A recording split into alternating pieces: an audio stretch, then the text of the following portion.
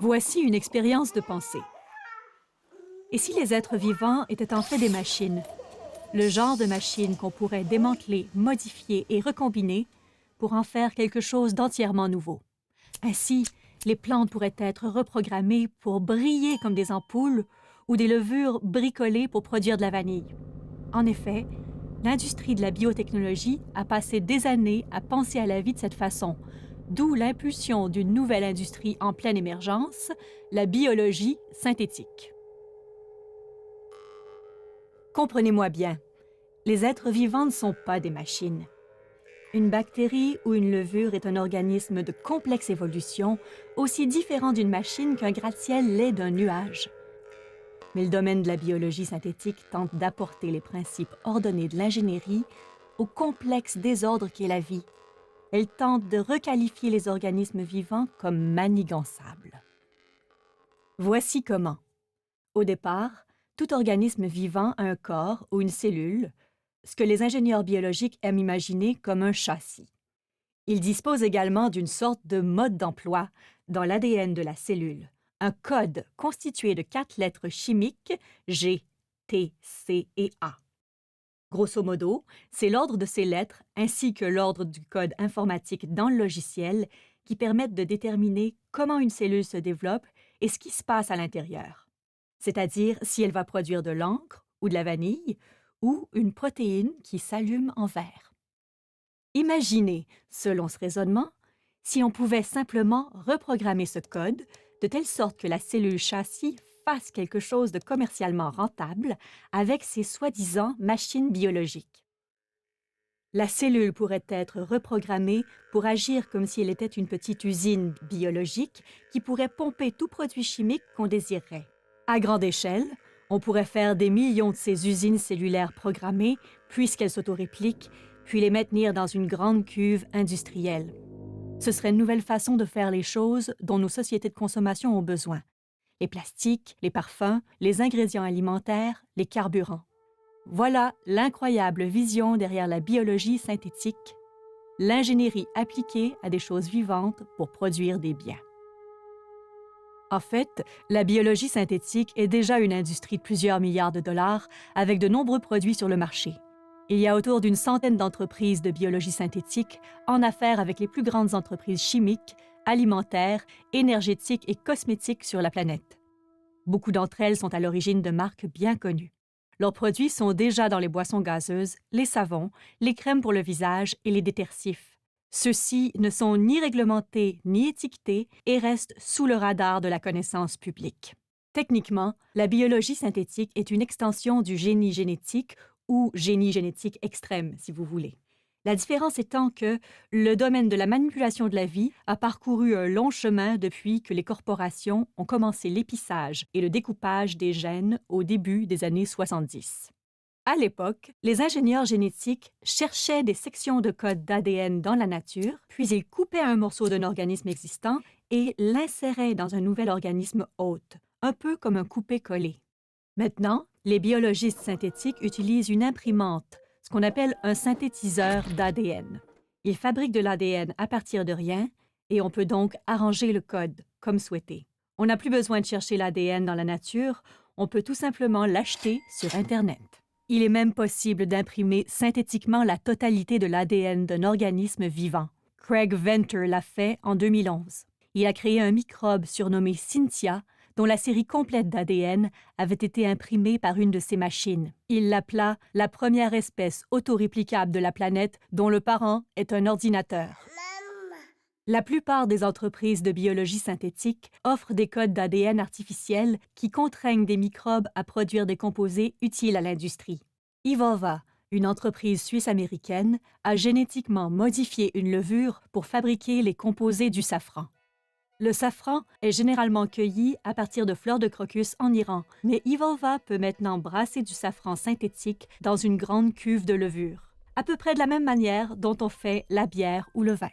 Une autre levure synthétique produit la vanilline, l'arôme de vanille, mais sans qu'une plante de vanille soit nécessaire. Comme les ingrédients sont fabriqués lors d'une sorte de processus de fermentation, les entreprises croient pouvoir les étiqueter comme naturels. Ceci met en compétition les composés botaniques naturels avec les nouvelles inventions de la biologie synthétique. Cette perspective d'ingrédients alimentaires et de consommation cultivés en laboratoire est très attirante pour les industries d'arômes et de parfums. Présenter ces produits comme naturels inquiète les agriculteurs. Chaque hectare de safran naturel en Iran emploie jusqu'à 270 personnes par jour. L'arrivée du safran biosynthétique menace ces emplois. Environ 200 000 personnes cultivent et traitent les gousses de vanille à Madagascar, en Ouganda, au Mexique et ailleurs. Ces agriculteurs ont déjà des moyens de subsistance précaires en raison de la vanille chimiquement synthétique. Maintenant, la vanilline issue de la biologie synthétique les affaiblit encore plus. Elle menace également les écosystèmes où ils vivent parce que l'agriculture de la vanille est étroitement liée à la protection de la forêt tropicale. Les vignes naturelles exigent des forêts intouchées pour prospérer. Si le prix de la vanille naturelle chute en raison de la vanille synthétique, les agriculteurs pourraient devoir couper la forêt pour cultiver du riz afin de survivre. Bien sûr, l'industrie de la biologie synthétique ne peut pas faire disparaître totalement les agriculteurs. Les cuves de levure ou d'algues synthétiques nécessitent de grandes quantités de sucre provenant de plantations de maïs ou de canne à sucre. C'est pourquoi, jusqu'à présent, toutes les grandes entreprises de biologie synthétique ont installé leurs usines au Brésil. Le sucre de canne du Brésil peut être sucré à manger, mais il a aussi un côté très amer. Il est gourmand en eau, bourré de produits chimiques et récolté par des travailleurs souvent dans des conditions d'esclavage.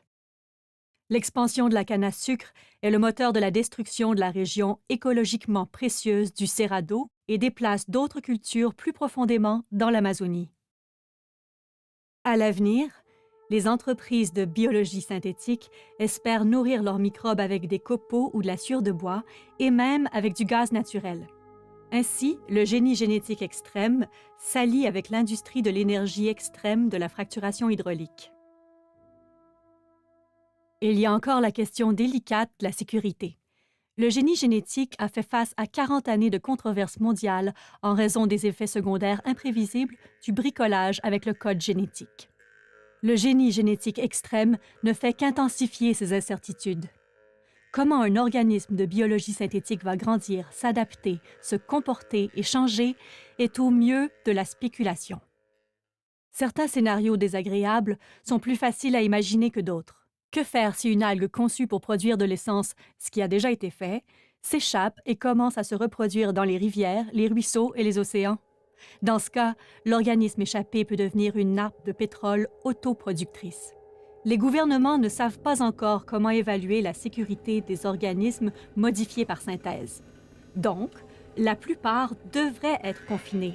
Mais maintenant, une nouvelle vague d'organismes de biologie synthétique arrive, destinés à être libérés dans l'environnement. En avril 2013, un groupe de biopirates de la Californie a utilisé le site Kickstarter pour recueillir près d'1,5 million de dollars pour commercialiser une plante de biologie synthétique qui brille dans le noir. Pour 40 $ la plantule, le projet de plante incandescente promet d'envoyer des centaines de milliers de graines à plus de 6 000 individus choisis au hasard à travers l'Amérique du Nord. Voilà une grande libération non réglementée des organismes modifiés par synthèse. Follement, le gouvernement américain a déclaré qu'il n'avait pas les moyens de réglementer ces organismes et malgré une vive opposition, la société Glowing Plant commencera bientôt l'envoi de ces semences non réglementées ni surveillées. Pendant que l'industrie de la biologie synthétique fonce, les régulateurs restent à la traîne. Les délégués aux 193 pays de la Convention des Nations unies sur la diversité biologique commencent tardivement à s'attaquer à la surveillance de la biologie synthétique.